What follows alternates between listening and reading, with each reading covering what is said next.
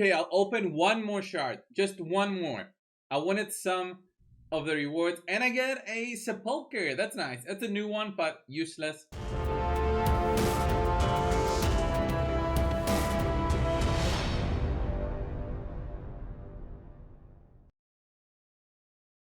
Hey guys, Coldbrew here. Welcome back to another Racial Legends video for the free-to-play account on Brew, day 322. I haven't done an update for a while now because, well, you guys know I finished Faction Wars. Pretty much said I'm going to be pushing for hard Doom Tower and then an update to my Clan Boss team. Pushing in for a 1-key team. So I did do an update to the Clan Boss team, but not the, I didn't do the update that I was saying I was going to do just yet. That's going to be a different video. I just did a small update to the budget and killable, so I now have a budget and killable that works on both Ultra Nightmare and Nightmare with the same speed, so I don't need to move gear around. So I'm probably going to do that in a separate video. Can just show you that it's, well, it's the same thing. Basically a slow boy plus 2 champions. It's just the gearing speeds that are different, and a little bit at the start, at least for Ultra Nightmare. I haven't tested on Spirit though, so Spirit's gonna be tricky. I wonder how that's gonna be, but we'll just have to see when that time comes. So 322 days, guys. I've completed the Faction Wars for a while now, for over 10 days. We have a 10x going on right now. I think there's a 2x next week for Sacreds, and I don't know if I'm gonna be pulling my shards. Honestly, I want to pull some for these champions because these are honestly really good. Like Lysandra is an amazing champion to have. So I think I'm gonna pull 2 Sacreds and basically hoping for the best, right? And we get an epic. It's fine. I mean, even if I get a Deacon, we get a Gulkut, whatever. Like even if we get a Deacon Armstrong, it would be amazing for the account. So let me just open up one more Sacred and that's it. Not opening anymore. Damn. Armina, I do have an Armina already, so that was a waste. Yeah, Armina is the other epic available through the 10x Sylar. I do have, pretty much I have all of the epics here except Deacon, which is sad because that's the one I wanted. Anyway, I did pull 2. I got nothing. What I wanted to show you guys is a progression that my account now has for the Doom Tower, okay? So I'm at level 50, I've just beaten the level 50 boss.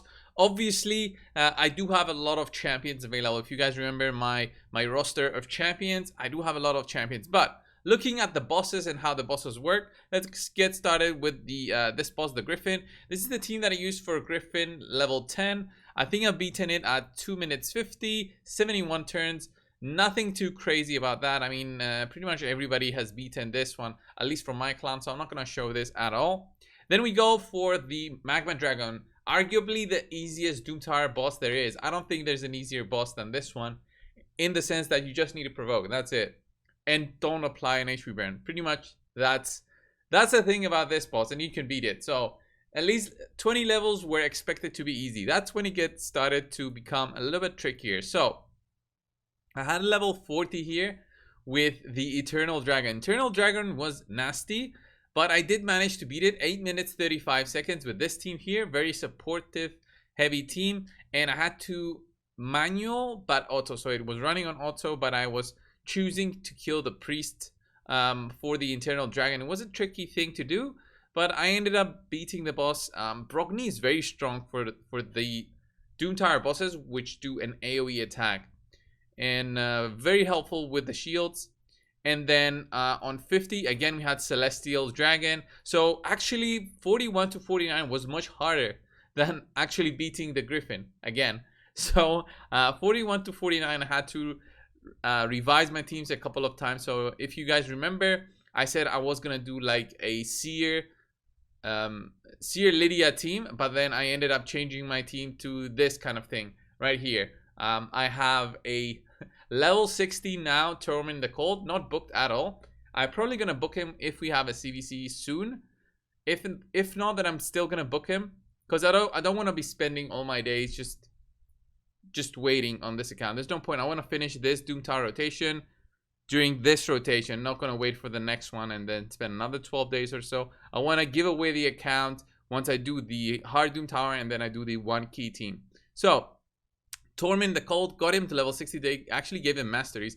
I can show you the gear of everyone from my team right here for the Doom Tower. And it's Drexar here with solid 46,000 health, 4.3k defense, 217 speed, 178 on accuracy. That's pretty low.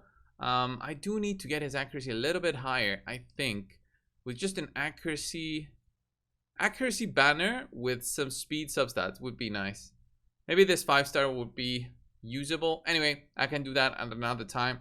Very tanky Drexar. Then I have my Battle Khazar, very fast Battle Khazar, 280 speed, 300 resist, 205 accuracy. That's kind of why I need Drexar in the lead for some of the fights, because it will give me accuracy. On the much later fights on Doom Tower, it's going to be very tricky for me to not use an accuracy lead. Anyhow, there's my Torment with the stun set. Accuracy there with 348 accuracy.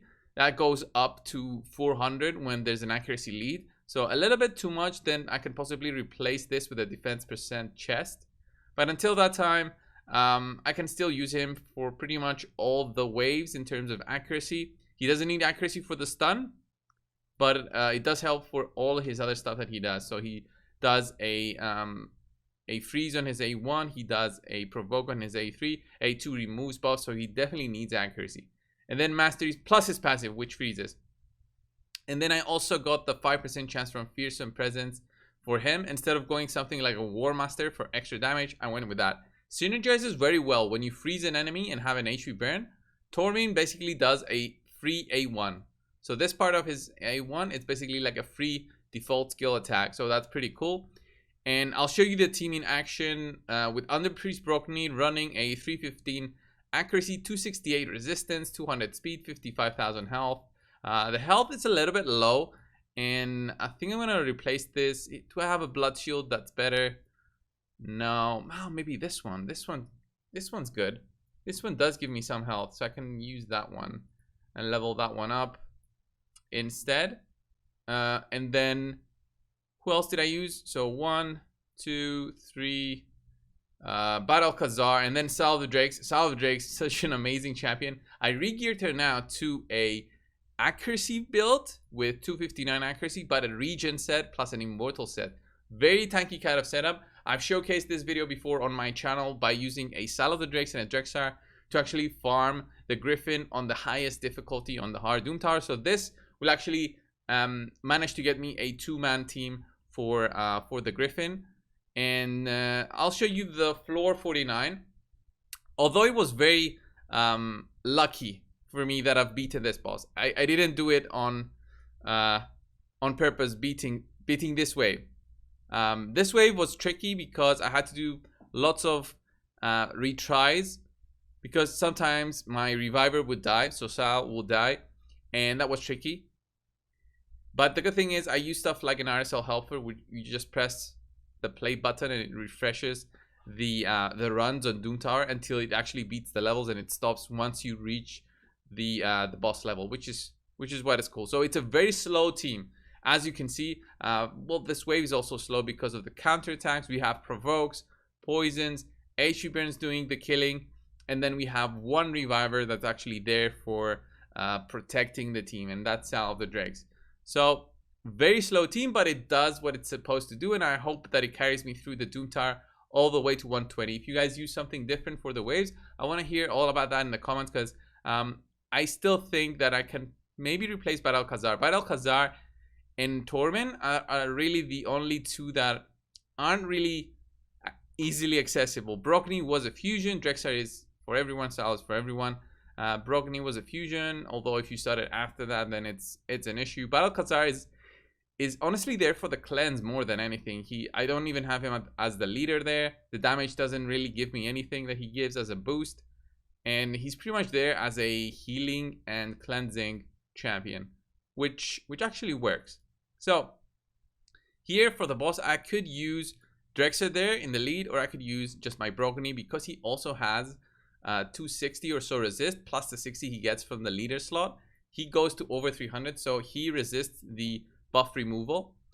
Brokney is very strong for this one because he also protects my Salve Drakes from stunning herself. So when she reduces Terminator with her A1 on the boss, that actually stuns her. So that was an issue. But once I realized that Brockton was very strong for this one, I put him in the team, and then it worked. And actually, I'm able to farm this at level 50. That's very good to farm this stage for those Guardian sets. If you guys remember, the Guardian sets are the ones that give you an ally protect champion without him actually having a skill. He gets it through the gear now, which is amazing, plus some healing. So pretty solid set to actually be able to farm for free-to-play accounts. So very slow through the waves. These waves have very low healths and defenses, so usually they're easy to take down if you got something like a defense down weekend, plus let's say something heavy in AoE damage.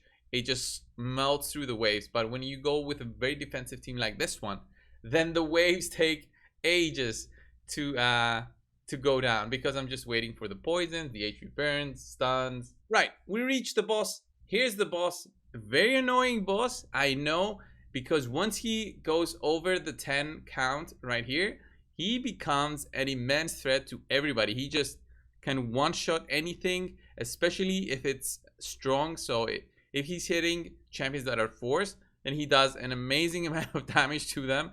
It's very good to have magic champions for this specific boss. It totally helps. So Rotos, Ninja is very good here. Obviously, Sal of the Drakes is very good. So you see that now he's not hitting very hard. It's not really exciting just yet. But once the count goes over to 10 on his stacks, I don't remember the name of this one, the Sky Bond stacks right there. That's when it really becomes hurtful for my champions. And usually, I think Brockney and Sal are the only ones survive. But Sal has such a good gear at the moment where she can pretty much survive the hits, which is cool.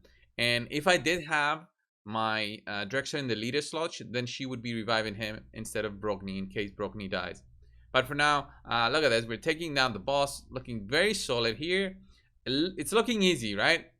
Once that Skybone goes up to 10, that's when it gets tricky. And in order to get that as slow as possible to go to 10, you need to not have a speed booster in your team. That's why I removed Arbiter, stuff like that. Anything that speed boosts, it's gonna give it basically to the boss. And it's okay. The first one is down. Now it's when the fun starts with the boss hitting like a mad. Look at that. Boom. Killed 2 of them. Even was a weak hit on one of them right there, on Herndig. But really, I'm killing the boss now with the HP burns, and that's it. The shields from Brockney do give some damage to the reflect, but that's not really why the boss is dying. Just look at the HP burn damage. And the revives coming in from Sal are really, really important here. Boom. Boom. 2 of them down, and it's gonna be a little slow now because we're just hoping for some HP burn stacks. Look at the block debuffs there. That block debuffs there is huge, by the way. It's helping me so much. I don't know why she did the stun there. That was very wasteful. But I guess it's better than her doing the A1. Block debuffs helps Sal survive, and yeah, the boss is gonna go down. There's no way. Look at all that healing. 8,000 plus 2,000 plus 5,000. Insane. And we get the Griffin feathers to craft the Guardian set. And that's it pretty much so far for my for this challenge that I'm facing. Oh, I didn't show you guys the Nether Spider. The Nether Spider, the way that I've beaten the Nether Spider, if you're interested, is by using a Paragon. So Paragon is insane. Look at that. 35 minutes, 42 seconds. I only did it once. Okay? Not gonna do it again. I can show you guys how I did it, but I'm not gonna do it again. So what Paragon has is a deflection set. So the deflection set, what it does is it has a small chance when the enemy applies a debuff on you, instead of it applying on yourself, it applies on themselves. So the poison spider basically poisons herself, and since the cheese is doable there with Paragon, Paragon can actually cheese the Nether Spider. It's an easy way to kill the boss without really having a very solid team. You just need to have a Paragon that survives, reaches the boss, okay? And if he dies, have revivers. So I have 2 revivers here. I have something to kill the waves relatively fast. So I have a Herndig and my Iron Drago. They're not really gonna be doing anything for the boss. I want to be careful here with Paragon in case of like a block revive or anything. I don't want to get destroyed. I don't mind dying because I have 2 revivers, but it's gonna be very bad if I don't have a reviver and I reach the boss. So wait, this was the auto team, right? So I hope it does have the custom AI. So you need to set up the custom AI. I'll show this right after I show the setup and how it works. So okay, here's the boss. Okay, the boss instantly puts poisons on you. You can resist these, so you better have a cleanser instead of anything else. So what I'll do here is actually I'll revive my my Paragon and then hope that I manage to apply his unkillable, and that's gonna be pretty much the only way. Okay, we apply a decreased speed. Let's do this. Okay, just hoping for Paragon to get a turn. That's what we want. Okay. Everybody getting attacked. Okay, we managed to do it. All right. And now I'll just wait for Salve the Drakes and my Arbiter to die. I'm gonna manual this until they actually die. Just waiting to get hit. Just waiting to get hit. Come on, hit me, please. And just doing A1s here with Paragon, waiting to get hit for these 2 to die, and that's when you put it on auto because it doesn't work other way. Come on, Sal. She has the regen gear on and she's gonna take some time to die. Still wait for the boss to hit me. Okay, let's do this one more time. That's gonna be the final one. And I press auto now, target the boss, and then just let it run. You'll see that the boss will keep on hitting me. You see the poisons on the boss. That's not from a poison champion. That's from the deflection set that I have in Paragon. Paragon will keep on applying the unkillable on himself. It's a 2-turn cooldown, 2-turn duration. It doesn't matter his speed, although you do need some speed, so don't go with 0. I'm there with barely anything and any gear, level 40 here. And this is gonna beat the spider. It does take a long time and it might fail, so you might need to run this a couple of times, but as long as you beat it once, then it works. Okay, so he applied it again on himself. I'm not gonna let this run for 35 minutes again. And boom, we exit, and let's go and see Paragon's gear very quickly before we close off this video. So there's Paragon's gear. Nothing too crazy, right? In terms of gear, I have an immortal set and a deflection set. Deflection you can actually craft, and look at that, 120 speed, 22,000 health, and that's it really. No skills and no masteries. Well, his A2 needs to be booked, but his others don't need to be booked. If you get unlucky, then you'll need to book everything. That's pretty much it. So this has been my Doom Tower rotations, guys. So far 5 bosses have been beaten. We need another 7 to actually complete the hard Doom Tower. We'll even manage to change our avatar when we do that, but I'll keep you guys updated. Thank you for watching. Subscribe if you haven't already, and I'll see you guys soon. See ya.